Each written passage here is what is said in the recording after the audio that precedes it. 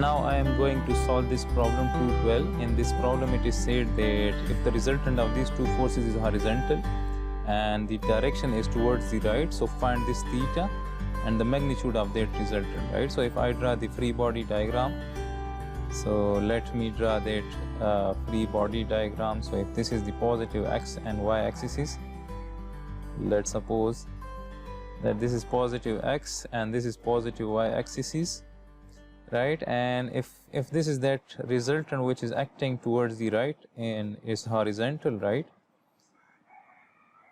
So this is that resultant, right? And if I draw that Fa, which is 8 kilonewton, so if this is that Fa somewhere here, right, and the magnitude of this Fa is 8 kilonewton and it is making this theta, right? So if I draw that Fb, and this Fb is 6 kilonewton, so let me write 6 kilonewton here, right? And this is the resultant, right? So this should make a closed triangle. And if this is theta, so then if this angle is 90, so then this is 90 minus theta, right? And this 6 kilonewton is making 40 degrees with the y-axis or with the vertical. So if I draw this vertical line, so then this angle is 40. So if this is 40, so then this 6 kilonewton force is making 50 degrees with this horizontal. If this is 40 and this angle is 90, so then this angle will be 90 minus 40, so then this is 50.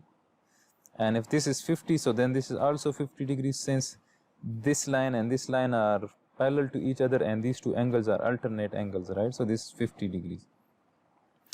So now we can find this angle, this is 90 minus theta, by using the sine's law. So if I write sine of 90 minus theta divided by the magnitude of the opposite side, which is 6 kilonewton, and this will be equal to sine of 50,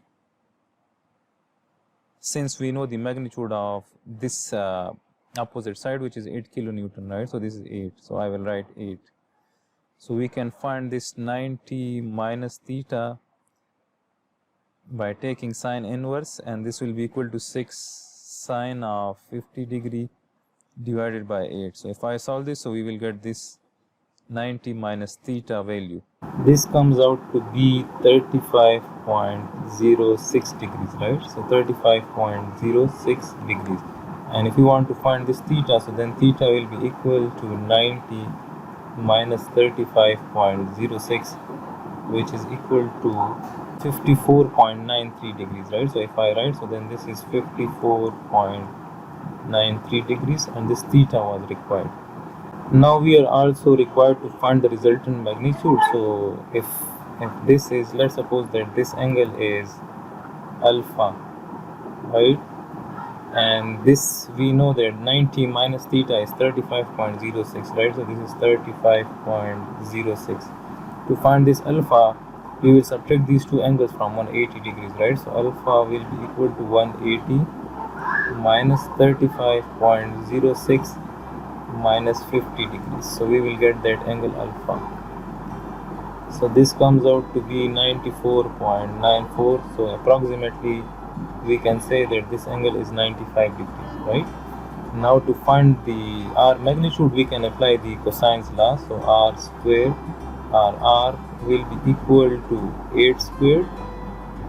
Since we know these two forces, the magnitude of these two forces and the included angle, so we will take the square of 8 plus 6 square minus 2 into 8 multiply 6 and cos of the included angle, that is alpha, which is 95 degrees. And we will take the square root of this. So we will get the resultant magnitude. The resultant magnitude comes out to be 10.4 kilonewton. So we were asked to find this resultant magnitude and this theta. So this is the solution of this problem.